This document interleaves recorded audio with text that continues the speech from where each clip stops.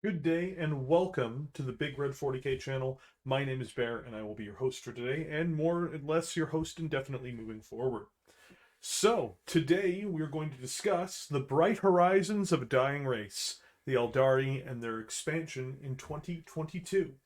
We are in the midst of seeing a resurgence which has long been waited for by the Eldar players, particularly of the craft world sort.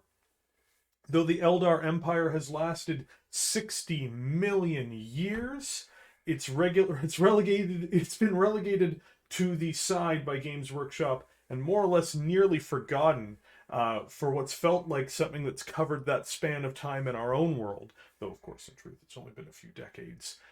Few models of exciting note have been released, but finally, like a phoenix rising out of the ashes, we are getting the first tastes of a range refresh, which is rising as if it were a mighty effigy of Azuren himself. I wanted to use that line forever. These releases are coming at a well-received time, at least in terms of when they could be placed. There are global shortages, of course, on shipping and things like that, which will interfere with certain aspects of this, I'm sure. However, it is still well placed in the overall release schedule as compared to their peers. Um, we can expect the lion's share of what they're getting to be coming out with the season, though, I suspect. Um, I have my doubts that there is going to be much more than what has been displayed, though I will talk about other units that I think have at least a chance of appearing among one of several other smaller releases that will happen for the Aeldari. As mentioned, it is a large range refresh, but it is not a complete range refresh. There will still be resin models by the end of 2022 in the Aeldari range. It is really unfortunate to see that. I'm not necessarily a big fan of that, but you have to remember that even things like the Necrons, even with their big push at the beginning of 9th edition, they may have replaced almost everything in resin, though not everything.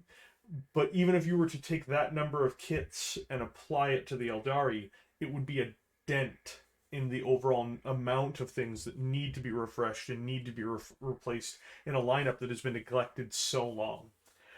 With that being said, the releases are as follows in this particular case. The first thing we have is we have the avatar of Kayla Mishakane himself, the bloody-handed god of war, my personal favorite in terms of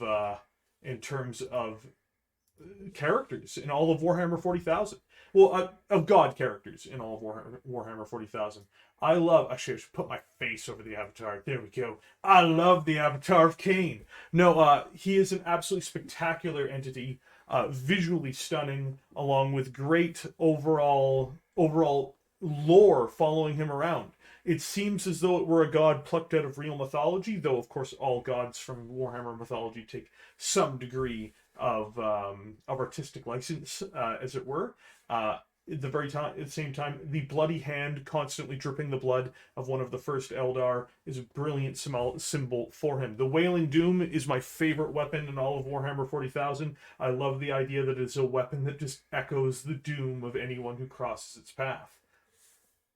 On top of that, he's the last true Eldar god in existence, which I'm a huge fan of. I love the idea that he was so powerful yet so spiteful that even Slaanesh could not consume him.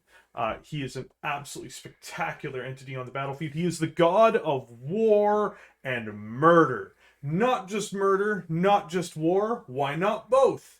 So, a god walks among mere mortals once again. All fear the fiery wrath of the god of war. Let's just hope that Games Workshop gives him a bit more respect than they have in the past. Next on the docket, of course, we have Magenra, one of the greatest character models ever released by old Games Workshop. This is a second edition model that's being replaced, but really it's one that people have gravitated towards, at least all the way up till 5th edition, as being a truly beautiful model. It stood the test of time for a protracted period of time. Only really in recent years have all the Phoenix Lords and Aspect Warriors really begun to fall behind. Though, to be fair, Dark Reaper Aspect Warriors are among the newer sculpts, which we'll be talking about shortly.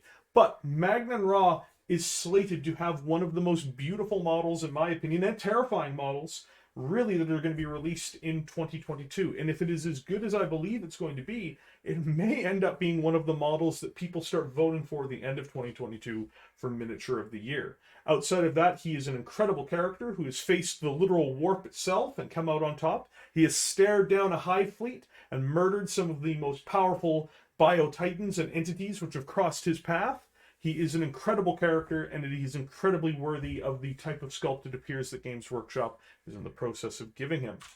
Next, we have these guys, which are not the new models coming out, but every Phoenix Lord that we have had so far has been accompanied by their appropriate unit type. In this case being the Dark Reapers. I expect to see the Dark Reapers make their return and arrival with Magenra. Funnily enough, they actually have some of the newest Aspect Warriors. They're among the last generation of Finecast releases for full units that were done by Games Workshop. I'm not surprised that they're replacing them, but it is a pleasant thing to see. I had expected some of the older Aspect Warriors, like the Swooping Hawks, to get that treatment first, and they still might, but we shall see.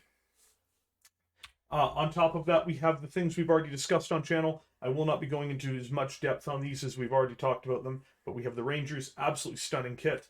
We have the Shroud Runners, again, absolutely stunning kit.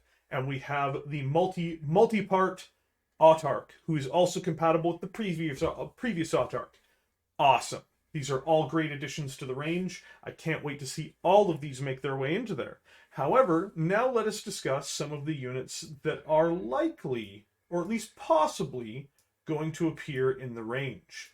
These units encompass things such as all the way from Guardians through to Dire Avengers. What do I think are likely? Because you have to remember 2022 is a limited period of time. We've already discussed 6 SKUs coming out for the range. So there isn't that much room for much more. Perhaps they'll get 8 SKUs overall, maybe 9, but it would be very difficult to imagine them getting every single sprue, especially by the end of 2022, especially if there is rumors such as vehicles and the like coming with them.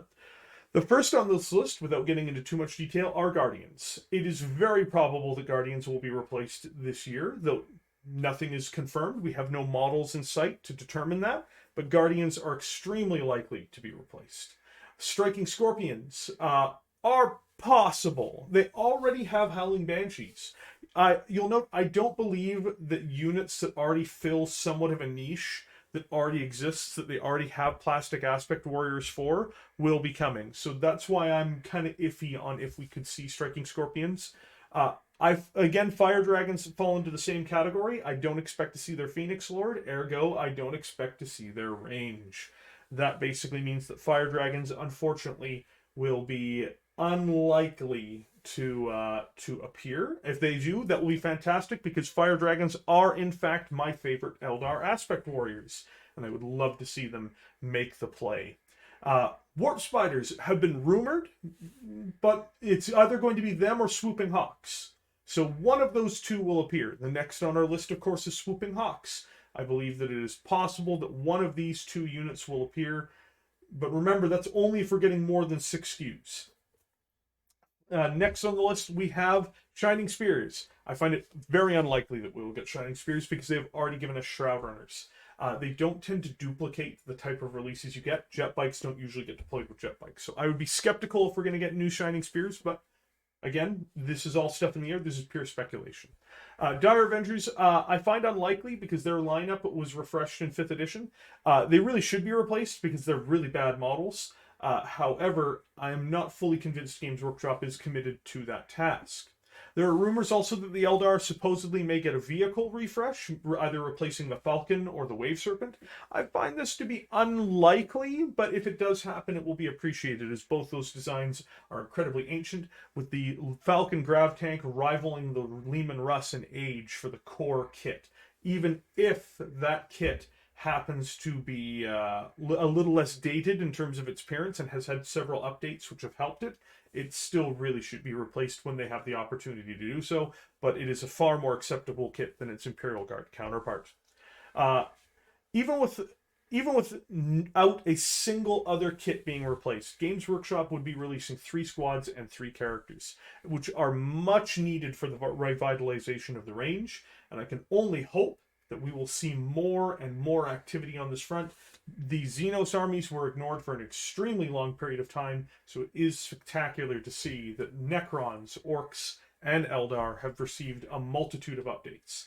There is also a note that the Drakari may be receiving some updates as well, either with a new unit of witches or with a new succubus, though we will have to see when that happens to make it to us. With that being said, thank you for joining me today. Thank you for looking at this video and liking it if you enjoyed your time here. If you also enjoyed your time, please consider subscribing. We post videos every day and we do live streams every single day. On top of that, we also have, we would also like to see a discussion in the comments below. If you would like to add anything, if you'd like to critique me, or if you would like to add on to anything I've said, that would be perfect. Or if you have your own ideas, or if you have your own predictions, I would also like to hear it in the comments below, and I look forward to reading them. With that, have yourselves a great day, and I have been Bear, and I will see you guys next time.